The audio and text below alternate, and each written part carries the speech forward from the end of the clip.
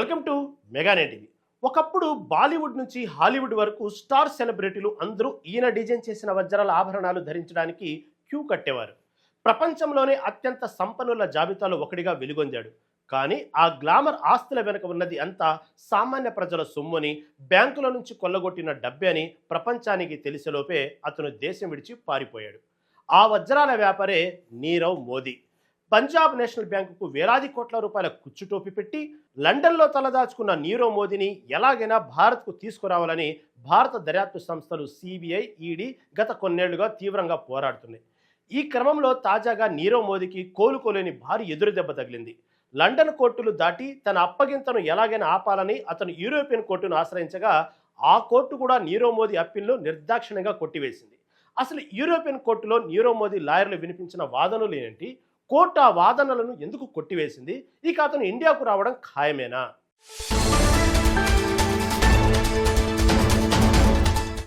Punjab national bank కుంభకోణం కేసులో ప్రధాన నిందితుడు వజ్రాల వ్యాపారి నీరవ్ మోదీ అప్పగింత ప్రక్రియ తుది దశకు చేరుకుంది.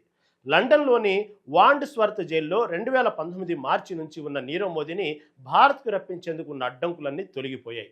దాదాపు 5 ఏళ్లకు పైగా సాగిన న్యాయ పోరాటం ఇప్పుడు ముగిసింది.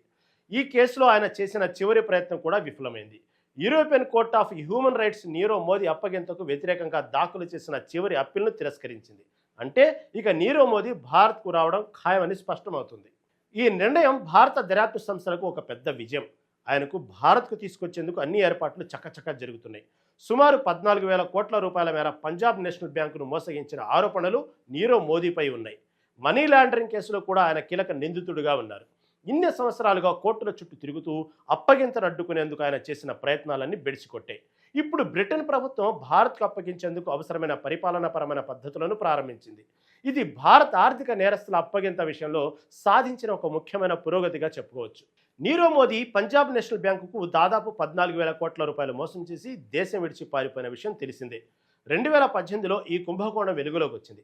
అప్పటి నుండి భారత దర్యాప్తు సంస్థలు, ముఖ్యంగా central bureau of investigation, enforcement directorate ఆయనను భారత్కు రప్పించేందుకు తీవ్రంగా ప్రయత్నిస్తున్నాయి.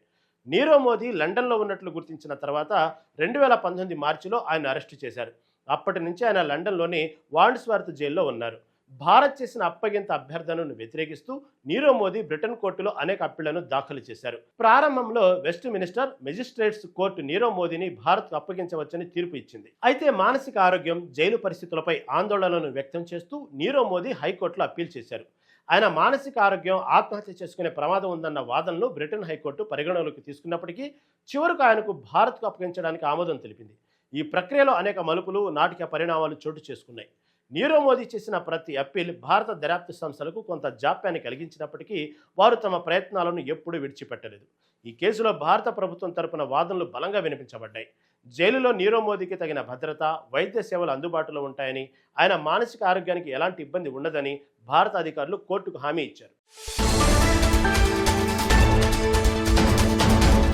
నీరవ్ మోదీ అప్పగింత భారత ప్రభుత్వానికి ఒక ముఖ్యమైన విజయంగా పరిగణించబడుతుంది.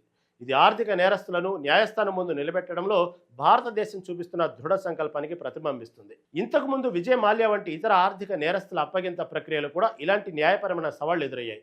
నీరవ్ మోదీ కేసులో European court of human rights చివరికి అప్పీల్ను తిరస్కరించడం అప్పగింతకు మార్గం సుగమం చేసింది.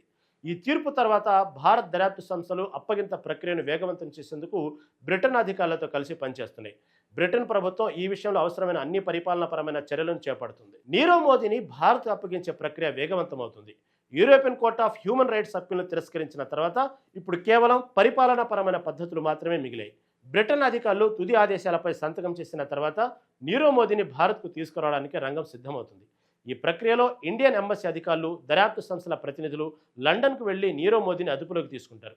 ముంబైలోని ఆర్థర్ రోడ్ జైలులో ఆయన కోసం ప్రత్యేకంగా ఒక సెల్ను కూడా సిద్ధం చేశారు.